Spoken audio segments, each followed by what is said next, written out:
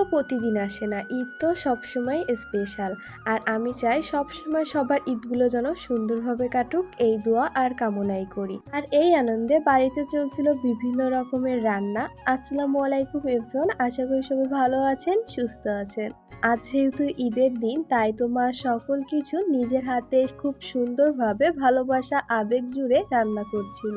মা সর্বপ্রথমে এই সিমাইগুলো ভেজে নিয়েছিল, তারপরে দুধ গরম করে নিয়েছিল। এরপরে মায়ের সিমাই রান্নাটা হয়ে গিয়েছিল। আর তারপরে মা চলে গিয়েছিল বিরিয়ানি রান্না করতে। মা সর্বপ্রথমে ভাতটি রান্না করে নিয়েছিল, এরপরে মা মাংসগুলো রান্না করে নিচ্ছিল।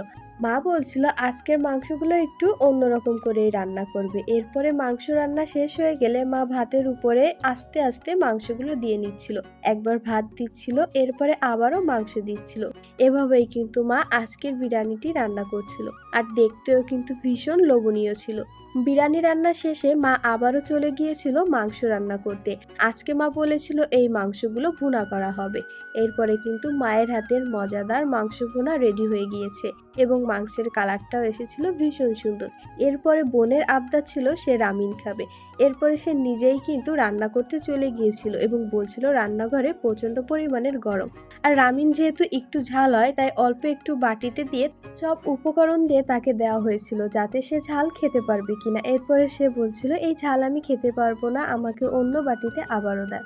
এরপরে সে বসে পড়েছিল ঈদের সালামিগুলো গুনতে এবং সে বলছিল এইবার আমি ঈদের সালামি অনেক বেশি পেয়েছি এবং সব টাকাগুলোই ছিল আমার কাছে নতুন। এটা বলেই সে ভীষণ আনন্দ করছিল এবং সে আরও একটি কথা বলেছিল, আপি আমি এই টাকাগুলো জমিয়ে রাখবো এবং সামনের বার আমি কুরবানি দিতে চাই।